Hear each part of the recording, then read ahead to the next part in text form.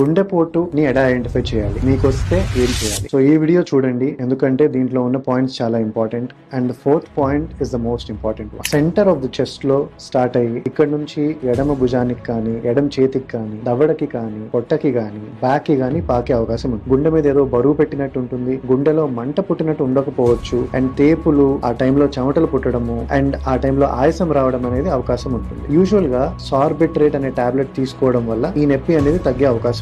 Number 2, గుండెపోటు వచ్చినప్పుడు immediate గా మనం తీసుకోవాల్సిన కొన్ని టాబ్లెట్స్ ఏంటి అంటే ఆస్పిరిన్, క్లోపిడోగ్రిల్ అండ్ ఎటోరోస్టాటిన్. ఈ టాబ్లెట్స్ మనకి రెగ్యులర్ గా ఫార్మసీలో అవైలబుల్ గా ఉంటాయి. ఈ టాబ్లెట్స్ లైఫ్ సేవింగ్ టాబ్లెట్స్ కాబట్టి మనకి అలా డౌట్ఫుల్ గా ఉన్నప్పుడు తీసుకోవడం వల్ల ఉపయోగం ఉంటుంది. మూడవది, మనం గుండెపోటు వచ్చినప్పుడు టెన్షన్ పడకుండా ప్రశాంతంగా ఉండి కామ్ గా మనం ఇమీడియట్ గా హాస్పిటల్ దగ్గరికి వెళ్ళాలి. హాస్పిటల్లో మనకి ఉన్న సిమ్టమ్స్ చెప్తే అక్కడున్న డాక్టర్ అది గుండెపోటా కాదా అని నిర్ధారించడానికి నెక్స్ట్ స్టెప్ కి వెళ్తారు. నాలుగోది, మోస్ట్ ఇంపార్టెంట్ థింగ్ ఏంటి అంటే ఎప్పుడైనా ఇలాంటి సిమ్టమ్ వచ్చినప్పుడు ఇంట్లో కూర్చొని నాకు గ్యాస్ట్రైటిస్ కదా అని చెప్పి నెగ్లెక్ట్ చేయకుండా ఇమీడియట్ గా హాస్పిటల్ కి వెళ్లి ఒక ఈసీజీ తీయించుకోవాలి. ఎందుకంటే మేజర్ హార్ట్ అటాక్స్ అన్ని కూడా ఈసీజీలో ఐడెంటిఫై అవుతాయి. సో ఒక ఫిజిషియన్ చూసి ఈసీజీలో హార్ట్ అటాక్ లేదు అని నిర్ధారించుకున్న తర్వాతే మీరు ప్రశాంతంగా ఇంటికి వెళ్లి కూర్చొని గ్యాస్ట్రైటిస్ కి టాబ్లెట్స్ తీసుకోవచ్చు.